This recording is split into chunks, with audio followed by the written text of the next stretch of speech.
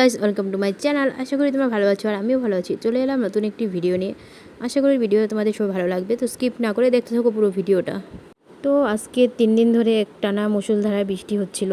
তো আজকে মাকে বললাম যে খিচুড়ি খাবো, তো ওই যে মা আমার বায়না মতো খিচুড়ি রান্না করেছে। তো দেখছো খিচুড়ির সাথে লেবু নিচ্ছি, গাছে লেবু, মানে আমাদের বাড়িতেই গাছ রয়েছে, তো ওই গাছের লেবু, আর সাথে আলু ভাজা ছিল, আর মিষ্টি কুমড় খিচুড়িতে দিয়েছে। মিষ্টি কুমড়টা খেতে বেশ মিষ্টি ছিল, আর মিষ্টি কুমড়ের বড়াও করেছিল মা। তো এই যে আলু ভাজা লেবু এসব দিয়ে খাচ্ছিলাম। তারপরে যে মা মিষ্টি কুমড়ের বড়াগুলোও দিল। আর এটা ছিল দুপুরের খাবার। তো দুপুরের খাবারে ছিল কাঁকরোল সেদ্ধ, লাউ পাতা বাটা আর লেবু, সাথে আরও তরকারিও ছিল।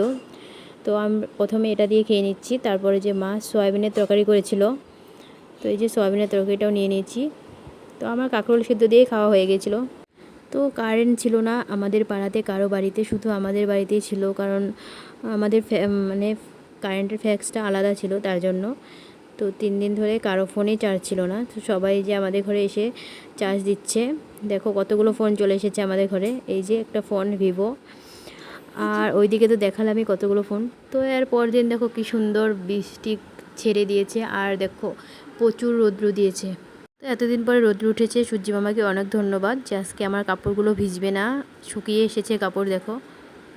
তো এটা হচ্ছে দুপুরের মেনু। মা রান্না করেছিল চাল কুমড়োর বড়া। তো এই চাল কুমড়োটা আমাদের বাড়িতে গাছেই হয়েছে, আর সাথে ছিল মোচার তরকারি, কারণ মোচা ঘন্ট বাবা ভালোবাসে না, তার জন্য যে আলু দিয়ে মোচার তরকারি রেঁধেছিল, খেতে বেশ হয়েছিল। আর তারপর আমি বিছানাটাকে সুন্দরভাবে গুছিয়ে নিয়েছি। বিছানাটা এলোমেলো হয়েছিল, তার জন্য একটু বিছানাটাকে পরিষ্কার করে নিলাম। তো এরপরে যে আম্বাবাচি লাগবে, তার জন্য আলনা থেকে কিছু কাপড় আমি সরিয়ে রাখলাম, কারণ সবগুলো কাপড় না হলে ধুতে হবে তার জন্য। তারপরে যে বোন চলে এসেছে কলেজ থেকে, ওর আজকে অ্যাডমিশন ছিল।